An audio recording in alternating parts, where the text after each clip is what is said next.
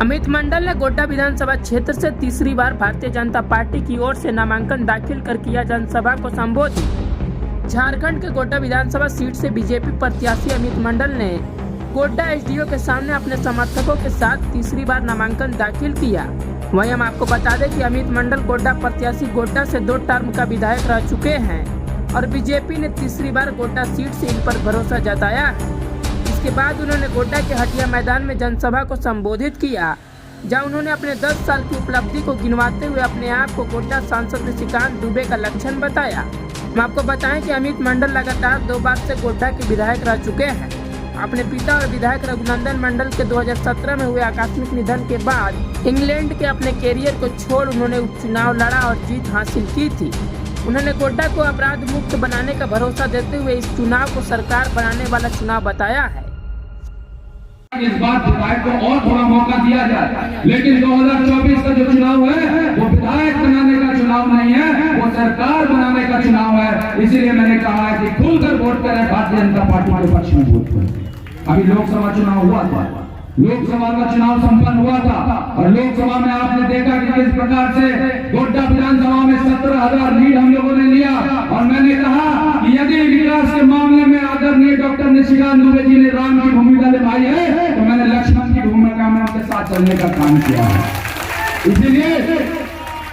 इसीलिए मैंने कहा है कि जो काम विपक्ष में रहते हुए भी यहाँ के सत्ता पक्ष के विधायकों ने नहीं किया, उससे ज्यादा काम मैंने विपक्ष में रहते हुए गोड्डा विधानसभा में किया है। मैं दावे के साथ, गारंटी के साथ आपको कह सकता हूँ, कई योजनाओं का जो सरकार को करना चाहिए था, सरकार ने उन काम को नहीं किया।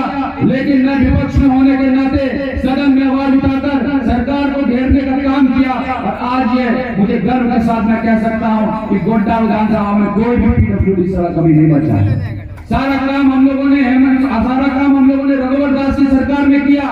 एक जो सड़क बच गया था दुमुही से बसंतरा है, उसकी चौड़ीकरण का भी हम लोगों ने स्वीकृति निकाला और वो जल्द निर्माण उसका होने वाला है। आज कोई भी मेरे विधानसभा में डीएमएफ की फंड से, केंद्र की फंड से 4 दिवाली का काम 100% मैंने कंप्लीट किया है। और आने वाले दिन में मैं आपको कहना चाहता हूं, मैं घोषणा करना चाहता हूं कि स्वयं सहायता समूह की दीदियों को हम लोग क्लस्टर भवन देने का काम करेंगे और सब स्वयं सहायता समूह की दीदियों के लिए क्लस्टर भवन का निर्माण हम लोग करने जा रहे हैं।